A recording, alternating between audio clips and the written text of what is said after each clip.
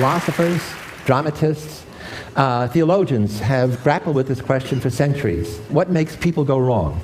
Interestingly, I asked this question when I was a little kid. When I was a kid growing up in the South Bronx, inner city ghetto in New York, I was surrounded by evil, as all kids are who grow up in a city. And I had friends who were really good kids who lived out the Dr. Jekyll, Mr. Hyde scenario of Robert Louis Stevenson. That is, they took drugs, got in trouble, went to jail, some got killed, and some did it without drug assistance. So when I read Robert Louis Stevenson, that wasn't fiction. The only question is, what was in the juice?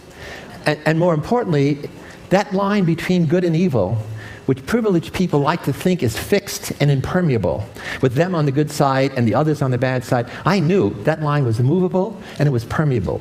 Good people could be seduced across that line, and on some rare circumstances, bad kids could recover with help, with reform, with rehabilitation. So I want to begin with this wonderful illusion by Swiss artist M.C. Escher. If you look at it and focus on the white, what you see is a world full of angels. But let's look more deeply. And as we do, what appears is the demons, the devils in the world. And that tells us several things. One, the world will always be filled with good and evil, because good and evil is the yin and yang of the human condition. It tells me something else, if you remember. God's favorite angel was Lucifer. Apparently, Lucifer means the light. It also means the morning star in some scripture. And apparently he disobeyed God, and that's the ultimate disobedience to authority. And when he did, Michael the archangel was sent to kick him out of heaven along with the other fallen angels. And so Lucifer descends into hell, becomes Satan, becomes the devil. The force of evil in the universe begins. Paradoxically, it was God who created hell as a place to store evil.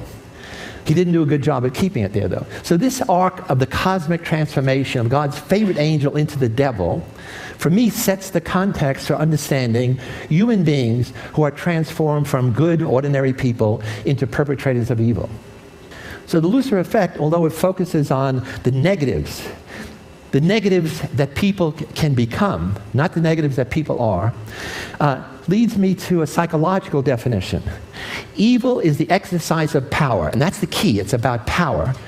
To intentionally harm people psychologically, to hurt people physically, to destroy people mortally or ideas, and to commit crimes against humanity. If you Google evil, a word that should surely have withered by now, you come up with 136 million hits in a third of a second. A few years ago, I'm sure all of you were shocked, as I was, with the revelation of American soldiers abusing prisoners in a strange place, in a controversial war, Abu Ghraib in Iraq. And these were men and women who were putting prisoners through unbelievable humiliation. I was shocked, but I wasn't surprised, because I had seen those same visual parallels when I was the prison superintendent of the Stanford Prison Study. Immediately, the Bush administration military said what?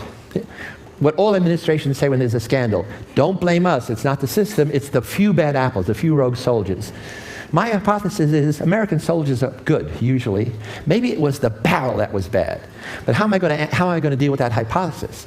I became an expert witness for one of the guards, Sergeant Chip Frederick, and in that position, I had access to the dozen investigative reports. I had access to him. I could study him, have him come to my home, get to know him, do psychological analysis to see was he a good apple or bad apple. And thirdly, I had access to all of the 1,000 pictures that these soldiers took. These pictures are of a violent or sexual nature. All of them come from the cameras of American soldiers. Because everybody has a digital camera, a cell phone camera, they took pictures of everything, more than 1,000. What I've done is I organized them into various categories, but these are by United States military police, Army reservists. They are not soldiers prepared for this mission at all. And it all happened in a single place, Tier 1A, on the night shift. Why? Tier 1A was the center for military intelligence. It was the interrogation hold. CIA was there, interrogators from Titan Corporation, all there, and they're getting no information about the insurgency. So they're going to put pressure on these soldiers, military police, to cross the line, give them permission to break the will of the enemy, to prepare them for interrogation, to soften them up, to take the gloves off. Those are the euphemisms. And this is how it was interpreted. Let's go down to that dungeon.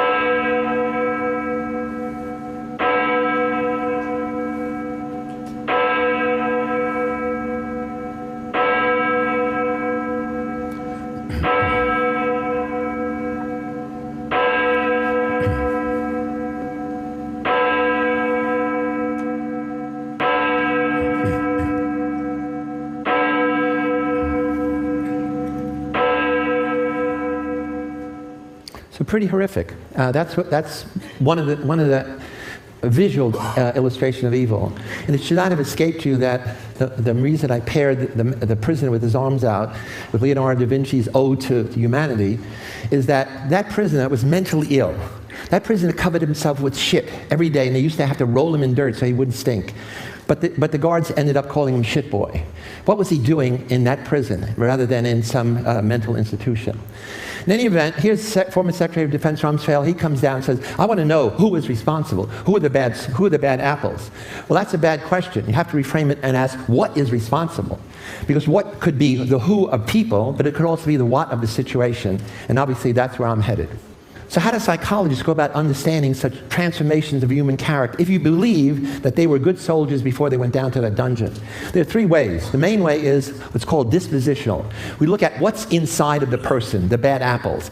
This is the foundation of all of social sciences, the foundation of religion, the foundation of law. Social psychologists like me come along and say, yeah, people are the actors on the stage, but you'll have to be aware of what the situation is. Who are the cast of characters? What's the costume? Is there a stage director? And so we're interested in what are the external factors around the individual, the bad barrel. And social scientists stop there, and they miss the big point that I discovered when I became an expert with Abu Ghraib. The power is in the system. The system creates the situation that corrupts the individuals. The system is the legal, political, economic, cultural background. And this is where the power is of the bad barrel makers. So you want to change the person, you got to change the situation. You want to change the situation, you got to know where the power is in the system. So the Lucifer effect involves understanding human character transformations with these three factors. And it's a dynamic interplay. What do the people bring into the situation? What does the situation bring out of them? And what is the system that creates and maintains that situation? So my book, The Lucifer Effect, recently published, is about how do you understand how good people turn evil, and it has a lot of detail about what I'm going to talk about today. So Dr. Z's Lucifer Effect, although it focuses on evil, really is a celebration of the human mind's infinite capacity to make any of us kind or cruel, caring or indifferent, creative or destructive, and it makes some of us villains. And the good news story that I'm going to hopefully come to at the end is it makes some of us heroes. This is a wonderful cartoon in the New Yorker, which really summarizes my whole talk. I'm neither a good cop nor a bad cop, Jerome. Like yourself, I'm a complex amalgam of positive and negative personality traits that emerge or not, depending on the circumstances. This is a study some of you think you know about, but very few people have ever read the story. You watched the movie. This is Stanley Milgram, little Jewish kid from the Bronx, and he asked the question, could the Holocaust happen here, now? People say, no, that's Nazi Germany, that's Hitler. That's 1939. He said, yeah, but suppose Hitler asked you, would you electrocute a stranger? No way, not me, I'm a good person. He said, why don't we put you in a situation and give you a chance to see what you would do?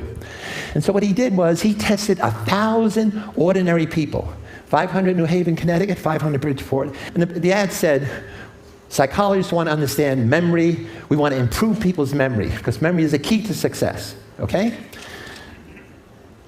We're going to give you $5, $4 for your time. And he said, we don't want college students, we want men between 20 and 50. In the latest studies, they ran women.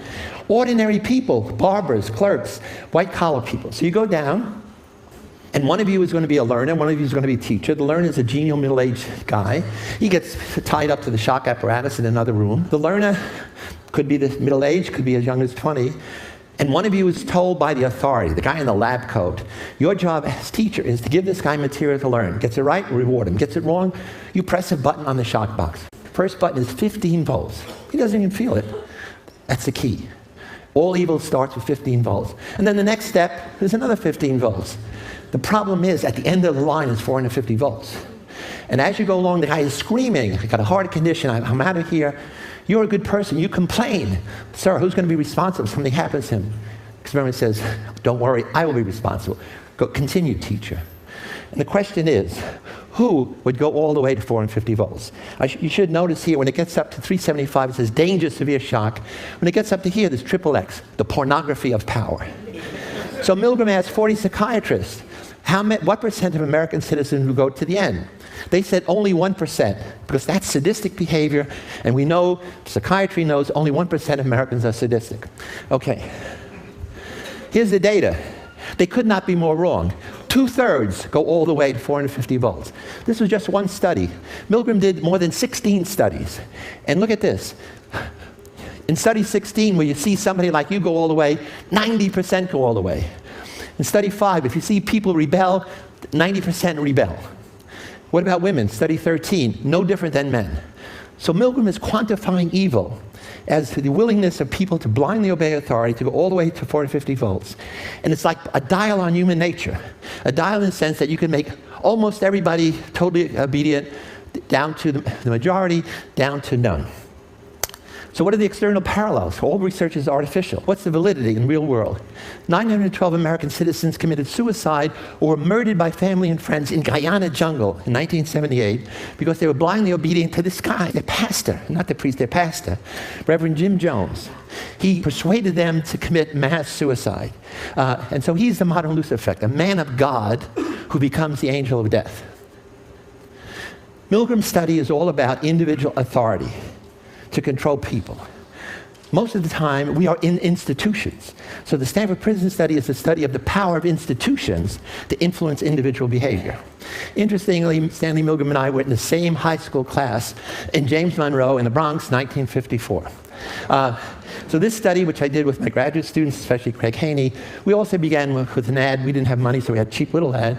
But we wanted college students for a study of prison life.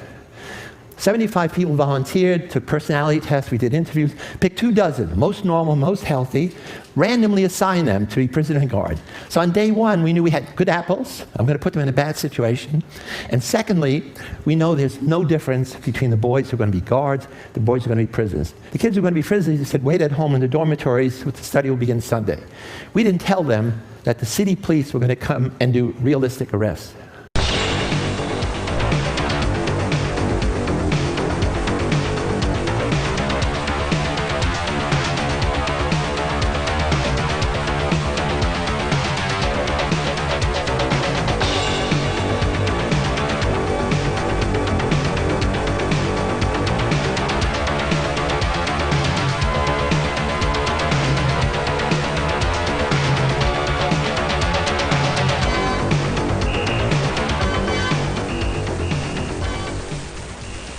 Police car pulls up in front, and a cop comes to the front door, knocks, and says he's looking for me. So right there, they took me out the door. They put my hands against the car. It was a real cop car. It was a real policeman, and there were real neighbors in the street who didn't know that this was an experiment. And there was cameras all around and neighbors all around. They put me in the car. Then they drove me around Palo Alto. They took me to the police station, the basement of the police station.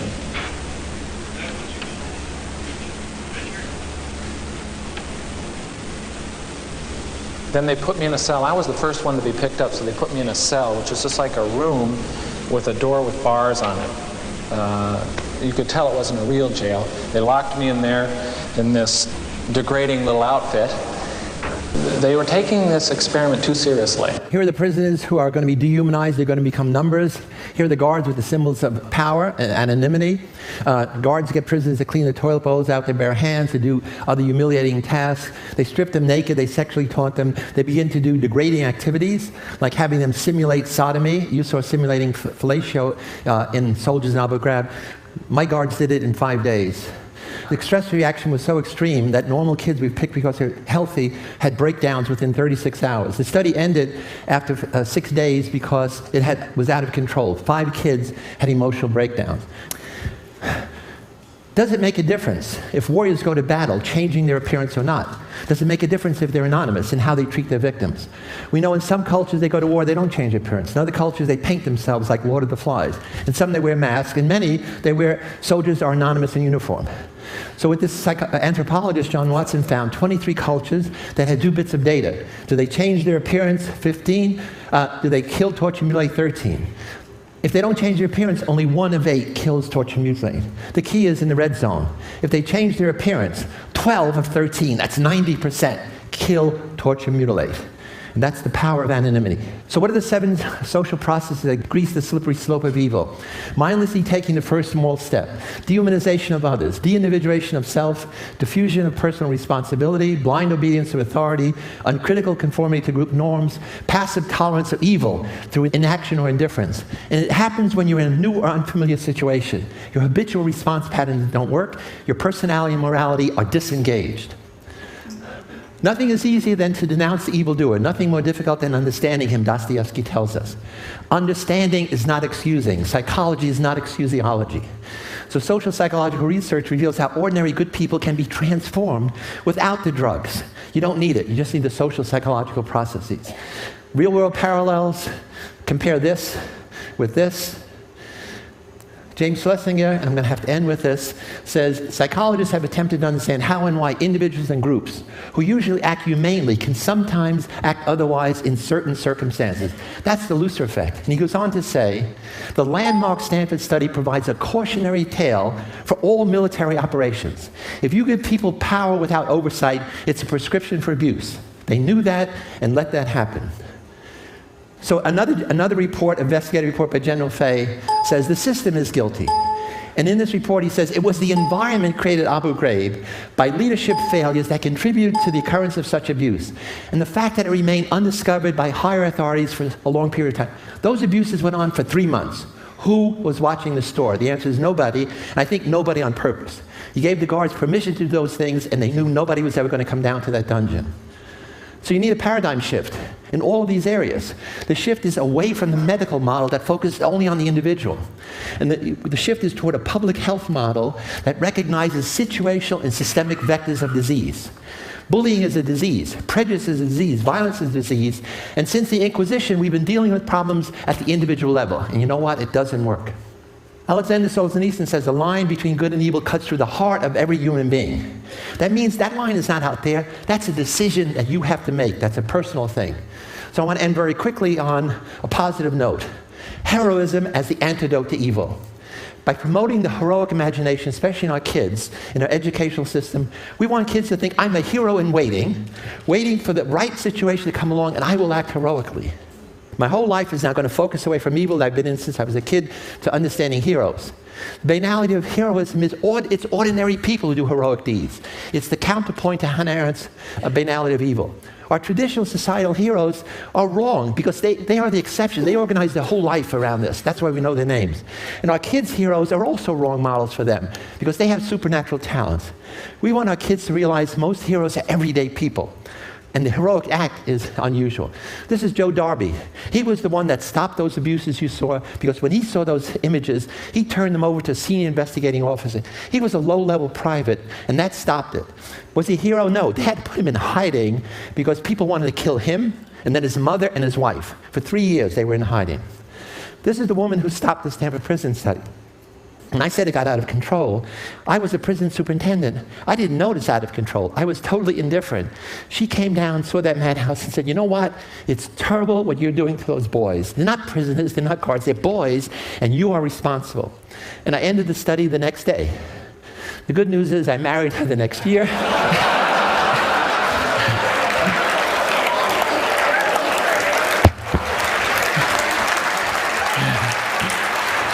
I just came to my senses, obviously.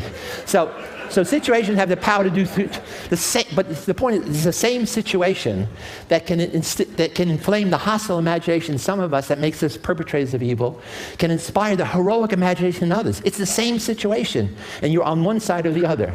Most people are guilty of the evil of inaction because your mother says, don't get involved, mind your own business. And you have to say, Mama, humanity is my business.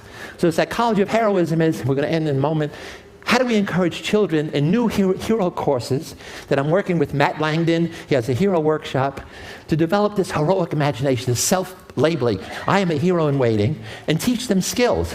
To be a hero, you have to learn to be a deviant, because you're always going against the conformity of the group. Heroes are ordinary people whose social action is extraordinary, who act. The key to heroes is 2 things. You have to act when other people are passive. B, you have to act sociocentrically, not egocentrically.